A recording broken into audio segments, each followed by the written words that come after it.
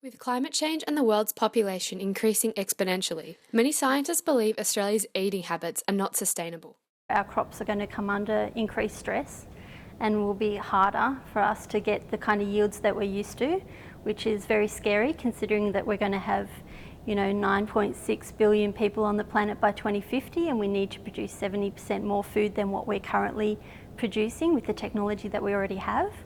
So we're going to have to find solutions that not only combat climate change, but the global population that we have that's able to keep up with that.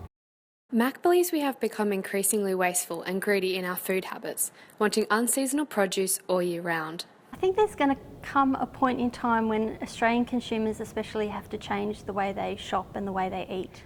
Because at the moment we tend to do the MasterChef kind of shopping, where we just shop for everything that we want. We expect it to be top quality. We don't want any defects at all, or any strange shapes, or what we really is normal shapes. So we're really going to have to change the way we buy things and the way we consume and the amount of waste. Sydney Basin's industrial, or should I say agricultural belt, has incredibly diminished over the last 50, 100 years.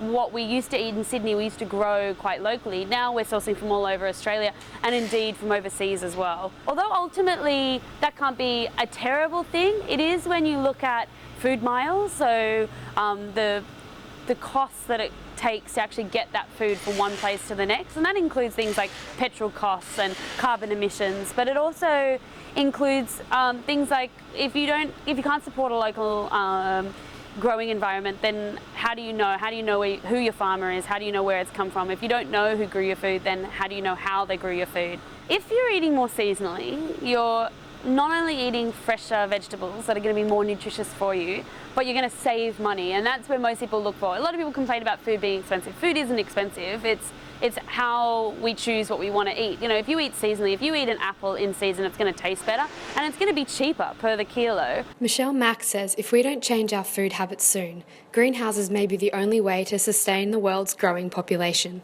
Especially for developed countries where we can afford the high input costs to build them in the first place. But the technology is there that once they're built, they'll last a very long time, and they're extremely efficient. We can harness all the rainwater off the roof, and in a really urban area, we could harvest all of the rainwater coming off all of those roofs. And then the water is recycled over and over again and sterilised through UV sterilisation, and can be extremely efficient. So in the field where it would take you 60 litres to make 1 kilogram of tomatoes, in a greenhouse it will take you the equivalent of about 4 litres.